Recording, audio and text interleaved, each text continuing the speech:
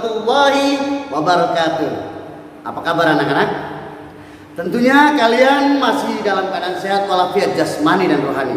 Dan yang paling penting, kalian selalu dalam lindungan Allah Subhanahu wa taala. Amin. Oke, baiklah.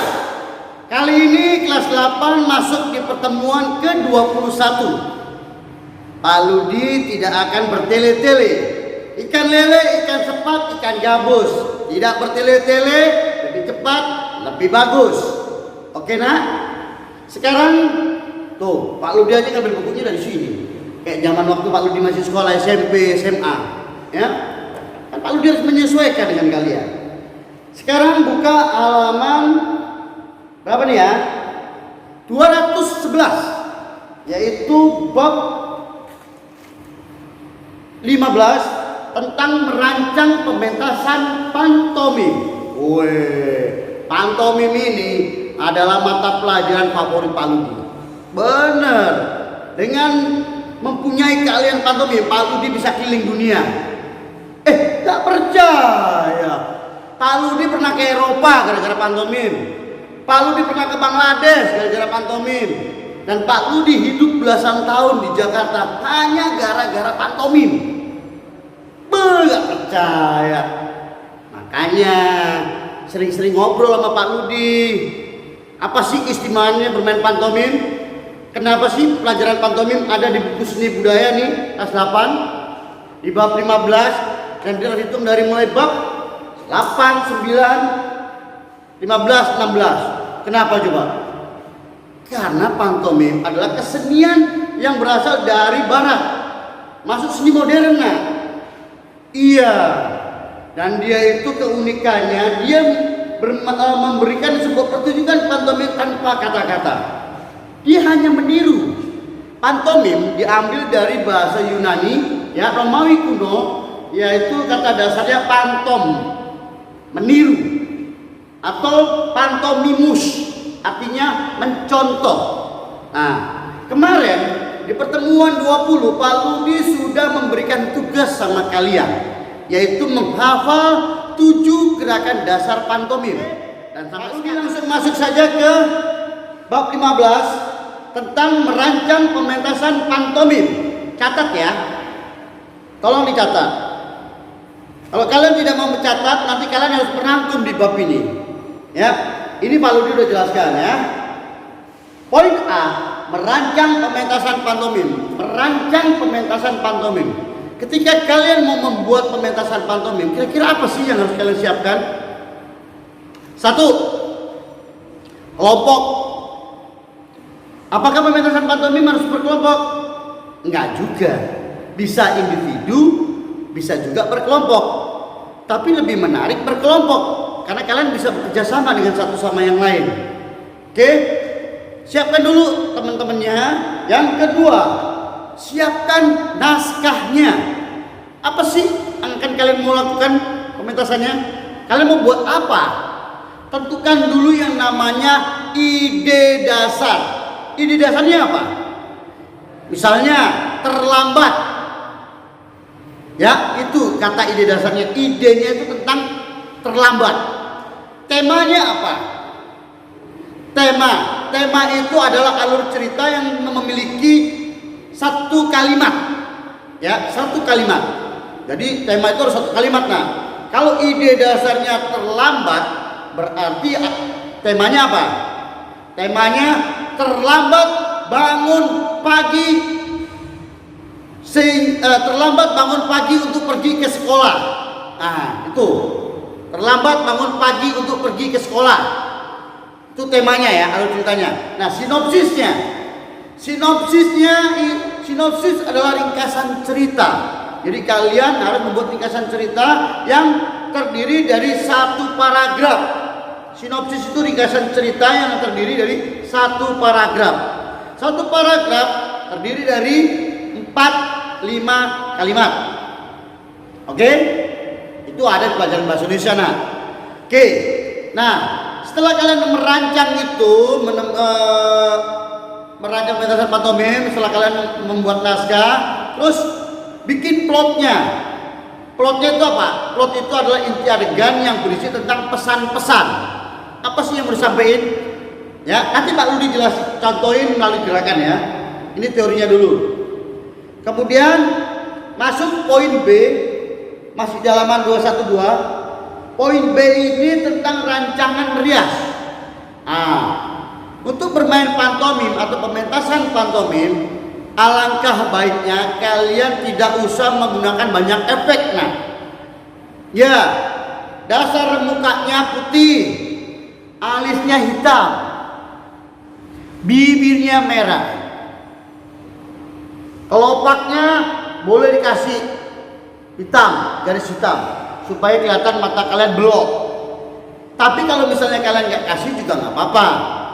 Ya, yang paling penting adalah dasar mukanya putih, alisnya hitam, bibirnya merah. Oke? Dan itu jangan dikasih efek. Kebanyakan atau seperti contoh yang ada di buku ini, ya, buku ini dikasih efek. Dikasih efek garis di bawah kelopak mata. Sebaiknya jangan. Ya. Karena kalau kalian kasih efek, itu nantinya jadinya satu ekspresi, tidak banyak ekspresi. Sebaiknya kalian nggak usah kasih efek-efek makeup yang coretan-coretan yang ada di muka, ya. Tapi kalau kalian mau memberikan tanda seperti tanda lain, tai lalat, boleh, ya.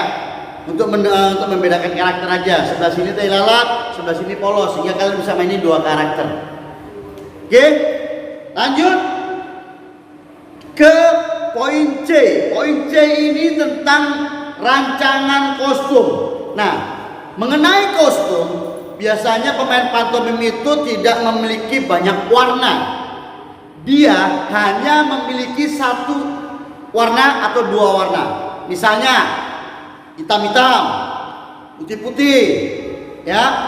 Terus sarung tangannya putih, sepatunya putih. Dia biasanya satu warna. Kenapa?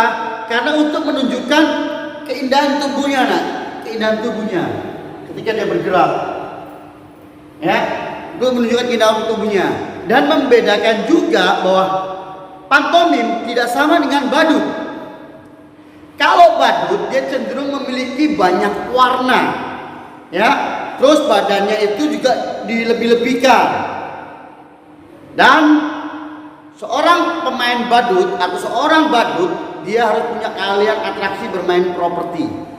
Nah, kalau orang pemain pantomim dia tidak bermain properti, tapi dia bermain dengan tubuhnya. Alat komunikasinya adalah tubuh, murni tubuh. Dia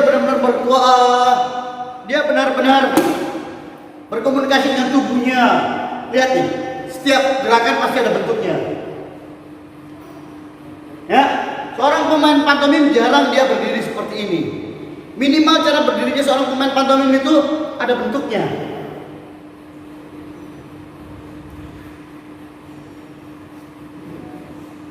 Jadi dia tidak berdiri seperti biasa, ada lekukan-lekukan tubuhnya. Nah, ini yang membedakan seorang pemain pantomim dengan badut.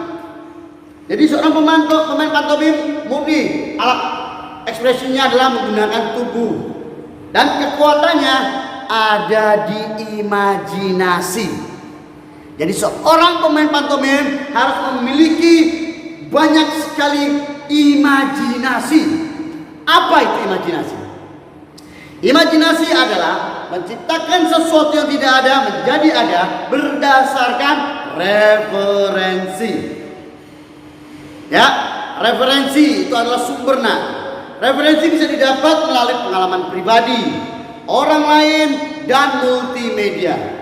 Jadi kalau kalian bermain pantomim tidak punya pengalaman-pengalaman yang banyak, tentu sangat mustahil kalian bisa melakukan peragaan-peragaan yang menarik. Ya, lanjut. Setelah membahas tentang kostum, rancangan musik. Musik ini adalah unsur pendukung dalam pementasan pantomim, ya. Dia memberikan suasana, memberikan efek. Misalnya pada saat dia lompat, tui,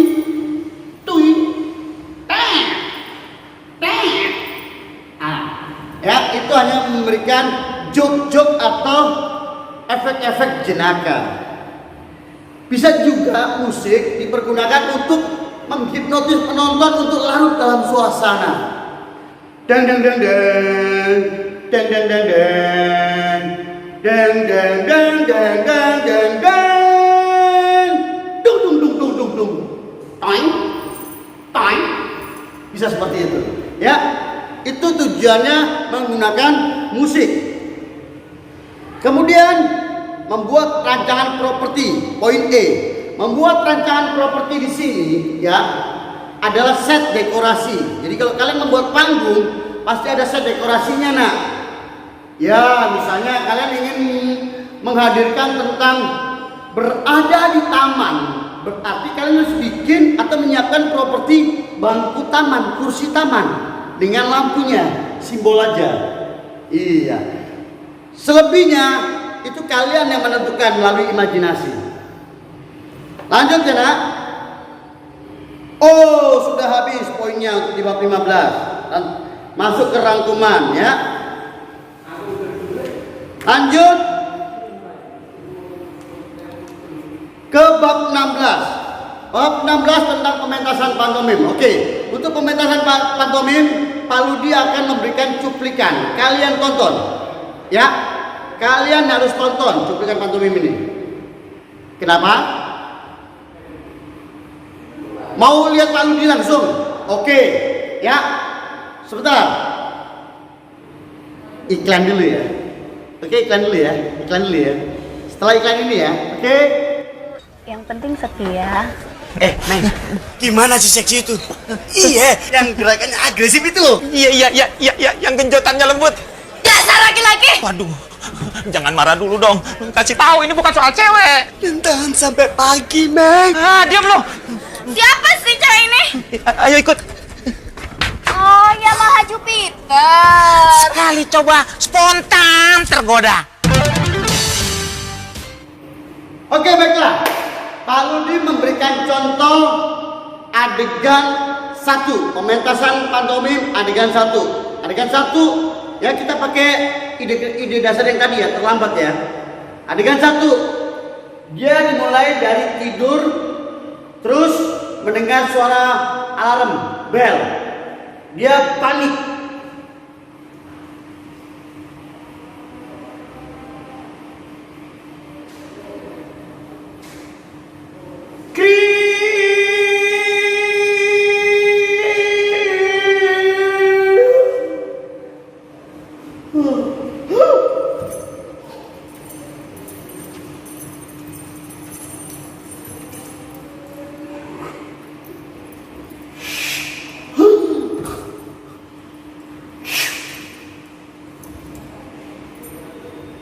Itu adegan 1. Ya, adegan 2. Adegan 2 dia masuk kamar mandi.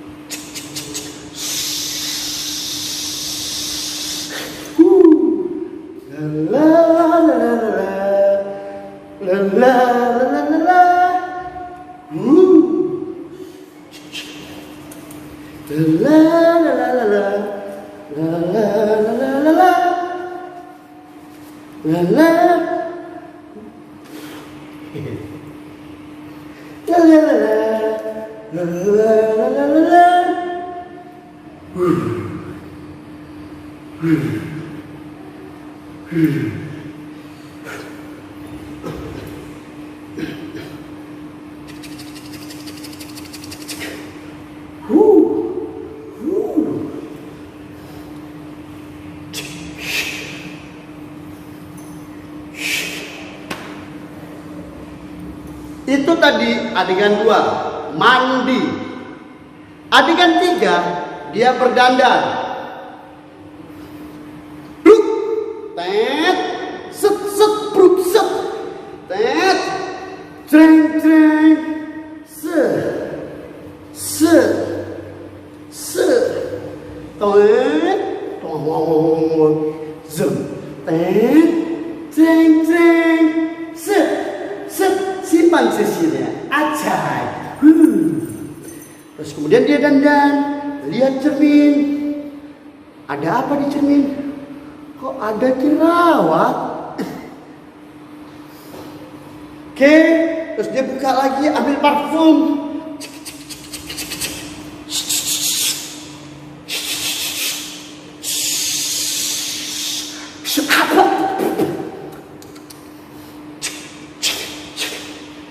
Dia sudah dandan dan dia siap berangkat ke sekolah.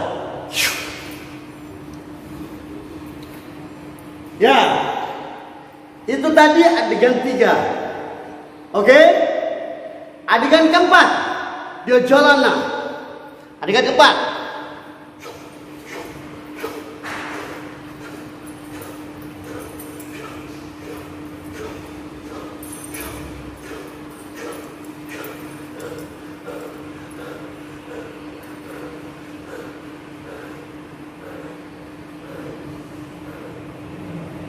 Ya, adegan 4 dia jalan. Oke, itu adalah contoh-contoh adegan yang sudah Pak Ludi lihat, berikan kepada kalian. Jadi yang pertama apa? Terlambat bangun. Kedua, mandi. Ketiga, dandan. Keempat, berjalan pergi menuju sekolah. Ya, itu tadi cuplikan pementasan pantomim yang bisa Pak Ludi berikan kepada kalian. Mudah-mudahan kalian tetap semangat dan kalian tidak bosan belajar dengan Pak Ludi. Oke? Ditunggu tugasnya, tugas individu. Apa tadi tugas individunya? Tugas individunya adalah hafalan 7 gerakan dasar pantomim. Yang pertama, berjalan. Kedua, meraba dinding. Ketiga, melompat, berjalan jatuh. Keempat, berjalan melompat ke kanan dan ke kiri. Kelima, bersandar. Keenam, lompat kodok. Ketujuh, apa?